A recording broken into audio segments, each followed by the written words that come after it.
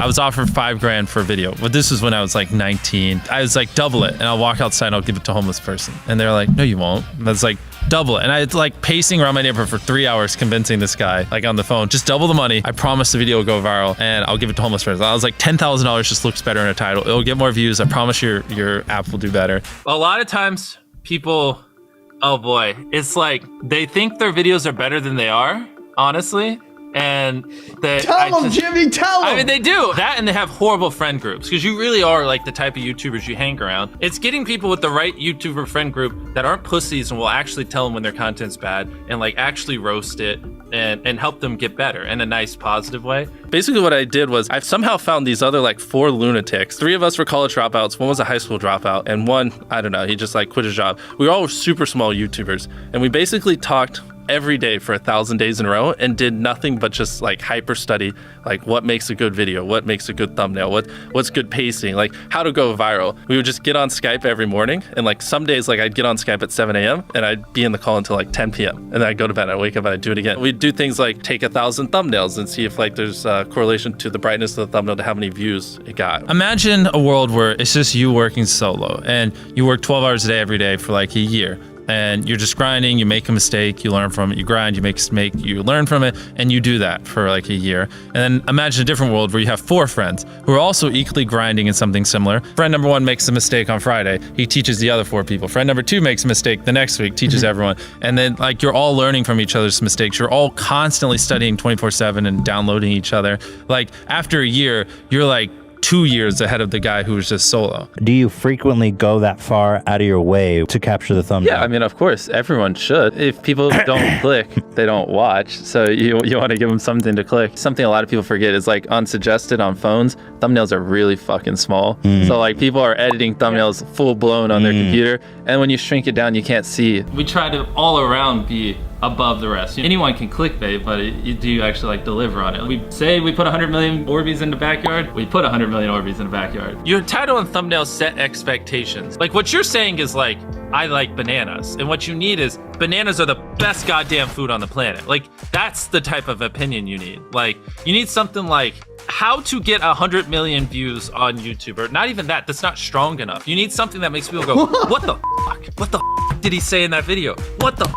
I need to know. At the very beginning of the video, to minimize drop-off, you want to assure them that those expectations are being met. If you're putting 1 million Orbeez in a pool, don't start the video with you shopping for, you know, your mom's birthday present. At the beginning of the video, just say, this is 100 million Orbeez. We're gonna fill this pool and this entire backyard with them. Match the expectations, and then you want to exceed them. So you want to assure people that what they clicked on is what they're getting, and then blow their mind and be like, but you're also getting even more. Anytime you say the word algorithm, just replace it with audience. The algorithm didn't like that video? No, the audience didn't like that video. If I wasn't retaining a viewer, just would it make sense for you to promote it? Why would you promote a 10-minute video that people watch on average a minute and a half? I mean, every video, even the stupid ones, I learned something, you know, and that's something I try to make a very big point of, is like, no matter how bad we mess up, like we sometimes have videos that have horrible retention. It's just like, as long as you learn from it, it's not the end of the world. Every YouTuber says it. It's like no one will ever be able to replicate my style. I gotta edit it, but newsflash, someone can. It's actually not as difficult as you think. It was good that I got a really strong foundation on how YouTube works and how the style of videos I wanted and everything before I scaled up the team, if that makes any sense. I just want to make sure that's clear, because I've seen people try to build the team without foundation and knowing how to do well. I know that if we film this video, it will do well, just because I've spent a decade of my life hyper obsessing over YouTube and I have a good pulse on it. But if you didn't have that, then you wouldn't know. Like you wouldn't be able to spend $4 million on a Squid Game, because you might lose $2 million and then you can't pay your people. But of course, yeah, if I didn't have these people, I couldn't do half the stuff I do. For the last like 8 or 9 years, like every dollar I've made, I just spent it the next month on content. And I just did that every single month, and it just kept getting bigger and bigger, and here we are. Since I was 13, there probably hasn't been a single hour that's gone by that I've been awake where I haven't thought about YouTube. Like, I'm just focused on making the best videos possible, period. I don't care about making money. I don't care about time. I don't care about anything. I just want to make the best videos on the planet. Literally all the algorithm does is reflect what the people want to a T.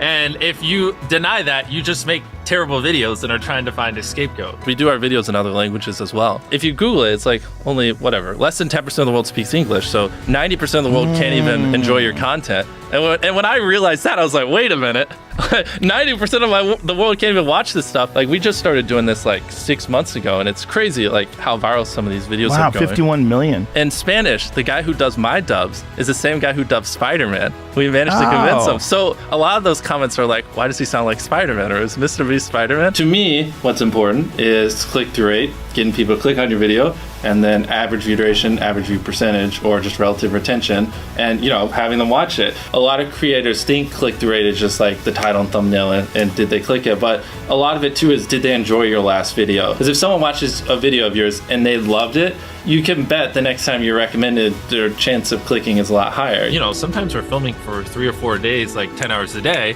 30, 40 hours of filming plus months of setup, whereas most creators probably film for a couple hours and set up for a day. Outside of just filming, we brainstorm video ideas, relentlessly, hours every day. By always doing all those things, it just distinctively sets it so far apart that it's basically, in my head, it's like, why would you not watch it? Viewers aren't stupid. They can tell when you half ASS, I don't know if I'm allowed to curse, a video, or if you really put in effort. And if they can tell you're putting in a lot of effort, they're gonna be more likely to click on future videos. And that snowballs. And because once you build that trust, they get to a point where it doesn't matter what you upload. They just know it's high effort and they just know it's great. And they're just conditioned just to watch because you have a good track record. And so with filming, it's just like trying to make sure we're doing everything we can, no matter how expensive it is, no matter how much time it takes, to make the best video possible. A lot of people, if they gave away 100 grand, they would make a huge deal about it. But sometimes we're just like, yeah, here's 100 grand. Thanks for watching, bye. Doing it that way makes it more fun and just more interesting. So I like to keep a little bit of it mysterious because I think that's what people enjoy. A lot of people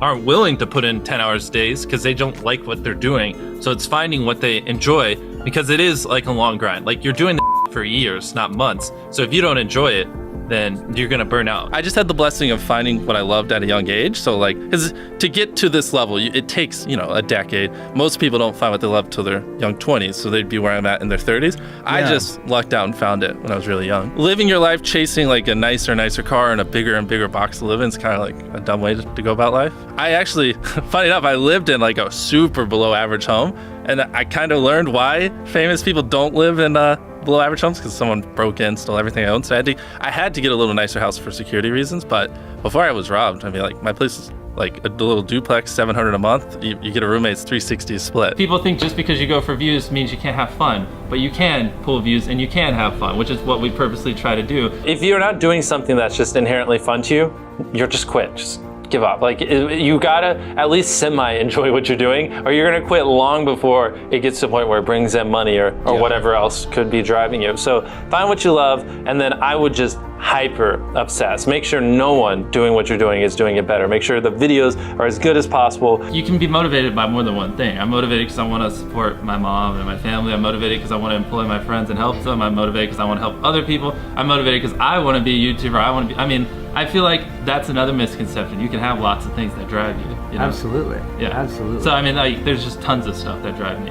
And everything drives me to wanting to be a YouTuber, so I kind of obsess over it. For the people that are willing to be coachable, I would say just education. There is a lot of misinformation out there that people live and breathe by, the weirdest stuff. I gotta upload at midnight on Wednesdays or my videos don't do well. It's just dumb stuff like that they don't realize how badly they're handicapping themselves. Some minor tips I could give is if somehow you could have a payoff at the end, then more people are gonna watch the end just to see what happened. Whichever one of these 456 people survives the longest wins 456 grand.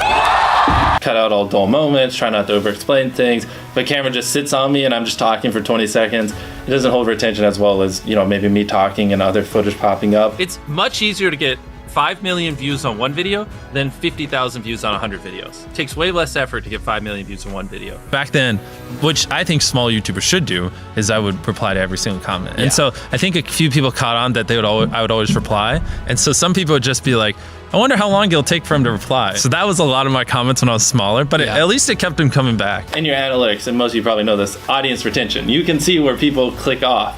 Just literally go through your last 50 videos, write down where everyone clicked off, and then just don't do those things again. But wait a minute, Mr. Beast. What if I don't know how to actually improve my average view duration? How do I know where to start? What if I'm just a noob? Well, in order to better retain your viewers, it's first helpful to have a really deep understanding of how they experience YouTube, to put yourself in their shoes. And in this video, I explain 5 simple steps that will help you do just that. Check it out.